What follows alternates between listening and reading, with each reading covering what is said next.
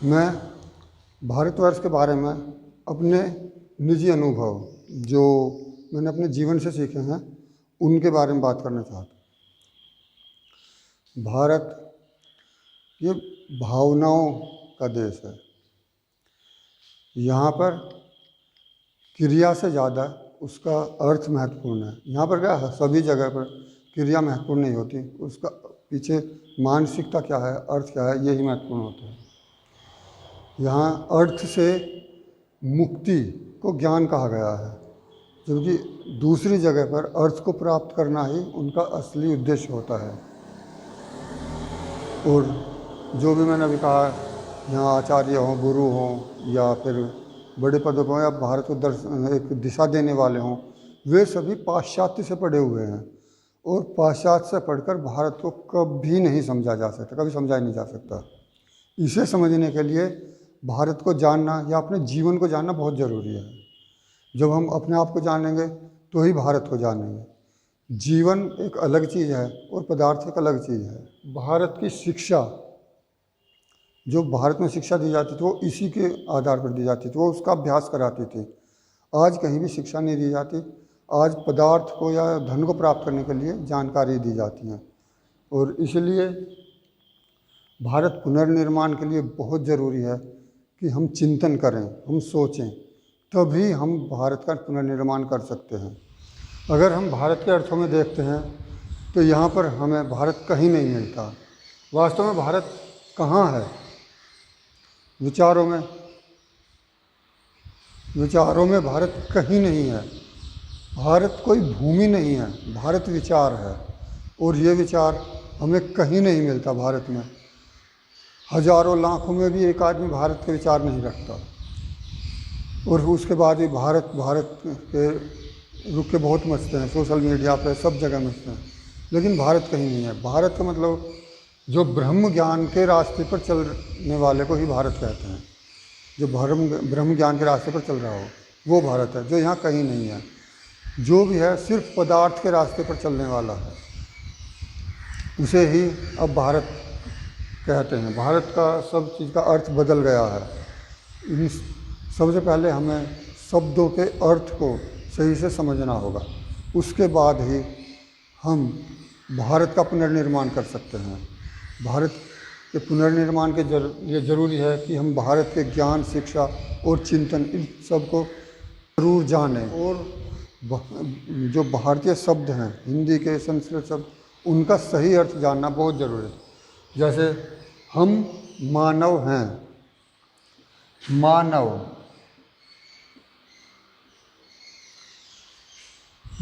का अर्थ मनुष्य से नहीं है। पृथ्वी है, प्राकृतिक है। पृथ्वी पर जो जीव हैं वे प्राकृतिक हैं, मनुष्य है वो भी प्राकृतिक है। मानव का अर्थ होता है मानसिक स्तर, उसकी विचारधारा, उसकी सोच, वो मानवता है।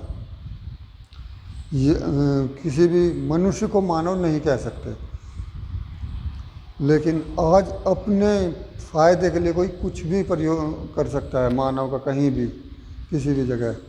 क्योंकि मानवता का अर्थ होता है मानवीय स्तर से, जो प्रकृति की स्तर है उससे ऊपर उठना, वो मानवता है।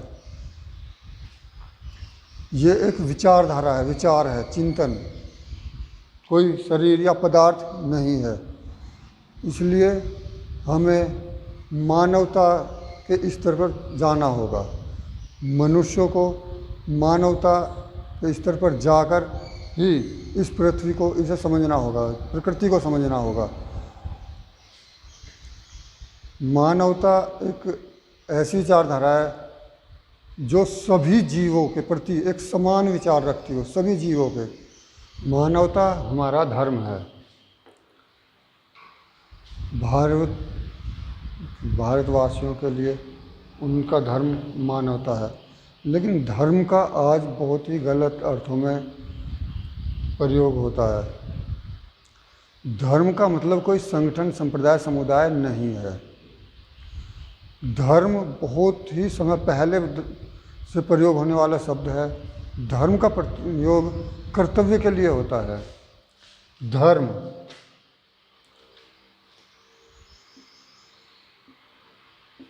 धर्म के साथ अधर्म शब्द भी है। जो हमारे कर्तव्य है वे धर्म है, और जो अधर्म है वो निषेध है, वो हमें नहीं करना। इसका अर्थ कर्तव्य से है, किसी संगठन से नहीं है। आज धर्म का अर्थ संप्रदाय से, पंथ से, इनसे लगा दिया गया, जो कि इनका कोई से अर्थ नहीं है। धर्म जहाँ है वहीं फिर अधर्म भी है। अगर इनके लिए धर्म का प्रयोग होगा तो फिर अधर्म क्या है? आप कहते हो हिंदू धर्म है, मुस्लिम धर्म है या ईसाई धर्म है, तो फिर अधर्म क्या है? इन सभी शब्दों का अर्थ गलत होने से भारत की भाषा समाप्त हो रही है, भारतीयता समाप्त हो रही है, सब कुछ समाप्त हो रही है। भारत के बारे में 1-2 घंटे में बात नहीं की जा सकती, ना ही मानवता के बारे में और ना ही धर्म के बारे में। इनके बारे में अगर विस्तार से बात की जाए तो कई घंटे लगेंगे, इसलिए भी तो मैं थोड़ा थोड़ा इनका बता रहा हूँ। जब तक हम जो भी हमारे शब्द हैं उन्हें सही अर्थों में प्रयोग नहीं करेंगे, तब तक हम भारत को या किसी भी चीज़ को नहीं जान सकते। जो भी मनुष्य करता है वो क्रियाएं करता है। वो क्रियाएं 2 तरह की होती है, क्रियाएं और कर्म। और जो कर्म होते हैं वो 2 तरह के होते हैं, धर्म और अधर्म। और जो धर्म है वो कर्तव्य है, और जो अधर्म है वो निषेध है। कितने ही हजारों सालों से धर्म उसी रूप में प्रयोग होता है। अब से 10,000 साल, 15,000 साल पहले कौन से धर्म थे? मनुष्य का कर्तव्य ही धर्म था। अगर किसी बच्चे से फॉर्म पूछा जाता है कि आपका धर्म क्या है, तो पढ़ने वाले बच्चे का पढ़ाई ही उसका धर्म है। और जो कोई कुछ भी कार्य करता हो सत्य निष्ठा से उसका कार्य को पूर्ण करना ही उसका धर्म है। कोई संप्रदाय, कोई पंथ उसका धर्म नहीं है। इसलिए जब तक हम इन शब्दों का सही प्रयोग नहीं करेंगे तब तक हम इन्हें नहीं समझ सकते। हमें सरकार से, किसी से भी इस चीज़ के लिए कहना चाहिए कि कहीं भी किसी भी फॉर्म में, किसी भी चीज़ में धर्म शब्द का प्रयोग ना किया जाए, क्योंकि किसी का कोई पंथ धर्म नहीं होता। उसका धर्म के सामने वो लिख सकता है कि विद्यार्थी लिख सकता है उसका धर्म है विद्या अध्ययन करना। क्या उसने गलत लिखा? एक कोई भी कहीं पे नौकरी कर रहा है, वो अपना धर्म लिख सकता है कि सत्य निष्ठा के साथ उसे वो कार्य करना है। उसने गलत लिखा है, वो ही सही है। इसलिए किसी भी पंथ की जगह उसी जगह धर्म का इस्तेमाल नहीं करना चाहिए, ना ही बताने में। आज चाहे कोई बड़ा गुरु हो, कोई आचार्य, कोई स्वामी हो, या बड़ी संस्थाएं हो, कोई भी संगठन हो, सभी धर्म का अर्थ एक संगठन के रूप में, एक ग्रुप के रूप में, पंथ के रूप में करते हैं, जबकि इसका वो अर्थ बिल्कुल भी नहीं है, किया ही नहीं जा सकता। इसलिए हमें इन पर चिंतन करना चाहिए। इनके सिवाय बहुत से और भी ऐसे बिंदु हैं जिन पर हमें चर्चा करनी चाहिए। हम इनके बारे में अगर चिंतन करें तो हमें पता चले कि भारत वास्तव में क्या है, इसका शिक्षा क्या है। इनकी सभी की विष्णु के अवतार, इनकी बिल्कुल गलत जानकारी दी गई है और हम उसे मान लेते हैं, अपने मन से बिल्कुल नहीं सोचते वास्तव में ये क्या है। मैं इसके बारे में आपको बताऊंगा कि ये क्या चीज़ है, लेकिन आप भी इसके बारे में अपनी तरफ से सोचो, चिंतन करो, लिखो या वीडियो बनाओ, कुछ भी करो, चिंतन करना शुरू करो। जब तक आप चिंतन करना शुरू नहीं करोगे तब तक आप किसी भी चीज़ को नहीं समझ सकते। दूसरों के प्रचार प्रसार में बहते चले जाओगे, जो जैसा कहेगा वैसा मान लोगे, एक खुद को पकड़ लोगे, वो सही कहे गलत है ऐसा ही मानना शुरू करोगे। अपना स्टैंड रखो, अपना विचार रखो, इनके बारे में खुद स्वयं लिखो या वीडियो बनाओ, कुछ भी करो, लेकिन चिंतन करना शुरू करो। मनु श्रद्धा ईडा क्या है ये, इनके बारे में सोचो। देवीय सृष्टि निर्माण, हमारे उसमें बच्चों को पढ़ाया जाता है, तो उसमें सृष्टि का, जीव की उत्पत्ति के बारे में।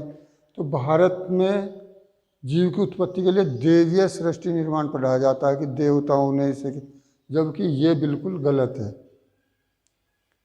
फिर भी इसे पढ़ाया जाता है। और अगले डार्विन की या लुइस की और कई की पढ़ाई जाती हैं, लेकिन भारत की, जबकि भारत की ये नहीं है। ये जीव की उत्पत्ति का सिद्धांत नहीं है। सोचो ब्रह्म क्या है, पदार्थ क्या है, हमें चिंतन करना चाहिए, हमें इसके बारे में सोचना चाहिए, लिखना चाहिए। ऐसी आध्यात्म क्या है, विज्ञान और साइंस एक नहीं है। कभी भी किसी भी भारतीय भाषा का किसी दूसरी भाषा में अनुवाद नहीं हो सकता, और अंग्रेजी में तो हो ही नहीं सकता। ये बहुत अलग भावनात्मक शब्द होते हैं और ये अलग शब्द होते हैं। इसी तरह आसन क्या है, प्राणायाम क्या है, मुद्रा क्या है और योग क्या है। कोई आसन कर रहा हो, कह देते हैं योग कर रहा है। अरे योग क्या कर रहा है, आसन कर रहा है। योग अलग है, आसन अलग है, प्राणायाम अलग है, मुद्रा अलग है। सबका अर्थ खत्म कर दिया गया है। जब तक आप इनका चिंतन नहीं करोगे, सोचोगे नहीं, इनके बारे में नहीं जानोगे। इस तरह ब्रह्म क्या है, प्रकृति क्या है, प्रकृति में होना, प्रकृति विरुद्ध, ये क्या है, या ज्ञान क्या है। जो गुरु द्वारा ज्ञान दिया जाता, विद्या दी जाती थी, वो ज्ञान, शिक्षा शिक्षकों द्वारा, समाज द्वारा दी जाती थी, जानकारी। आज जानकारी दी जाती है अर्थ कमाने के लिए। ऐसी जानकारी इकट्ठी करके देते हैं ताकि बस आप अर्थ कमाओ और मशीन बन जाओ। जीवन को समाप्त करती है जानकारी। पुरुषार्थ, धर्म, अर्थ, काम, मोक्ष, ये पुरुषार्थ हैं 4। इनके बारे में चिंतन करो। आश्रम है, ब्रह्मचर्य है, गृहस्थ है, वानप्रस्थ है। इन्हें सिर्फ सोचना ही नहीं है, इनका चिंतन ही नहीं करना, इनके बारे में इनका जीवन में प्रयोग भी करना है। और वर्ण, इन वर्ण की कुछ से कुछ पता नहीं क्या क्या इनका अर्थ बताया जाता है जो बिल्कुल अलग है। ऐसे हमारे कर्तव्य हैं, अधिकार हैं, इनके बारे में। कर्तव्य से समाज का निर्माण होता है और अधिकार से परिवार भी खत्म हो जाता है। एक परिवार भी नहीं बचता जहाँ अधिकार की बात होती है। और कर्तव्य से समाज का निर्माण होता है।